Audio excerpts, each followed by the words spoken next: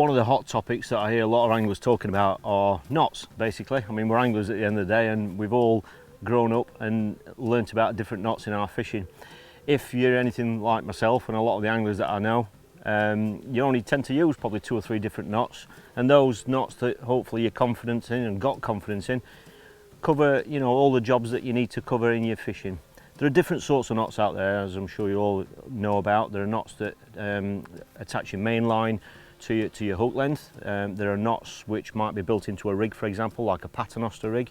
And there are knots that might be connecting main line to a shock leader, for example, or even to braid. So there's lots of different knots out there, and that could be a huge video on its own. But the key aspects about you know, using the chosen knot that you've decided to use is it's obviously got to be something you're really confident in. You've got to think about durability as well. So whichever one it is that you decide to use, there are certain key little details that you really need to keep in mind to make sure that knot is going to work correctly for you. One of them is when you're tying knots in, certainly in monos or in hook length lines, just make sure you moisten when you're tightening the knot. That's going to stop or help reduce any sort of burning and stretching, and ultimately causing a weakness in that knot. So always wet the knot before you're going to before you tie it to its you know, its potential tightness. If it's a finished knot, there are certain knots out there. You know, if you're not up to speed on knots, just pay attention to certain knots, because some knots are what they call finished knots. So that can be like a shock leader knot. Certainly the knot that I use for my shock leaders is a finished knot. So I can actually trim the tails of the knot right down because it's finished. It's not gonna, you know, there's no stretch built into it at all. So that means that can be a really, really tiny, a small knot.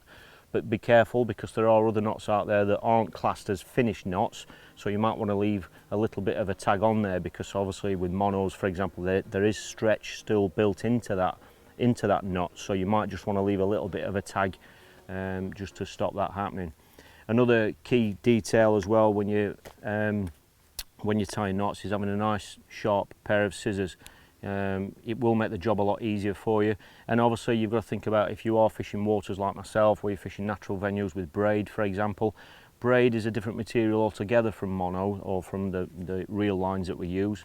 So you might want to invest in a nice sharp pair of scissors, because braid, you know, the scissors really need to be sharp to cut braid nice and neatly. So, you know, whatever knot you decide on, you want to make sure it's going to be at its maximum strength, really nice and durable, so it's going to, you know, hopefully last a full session.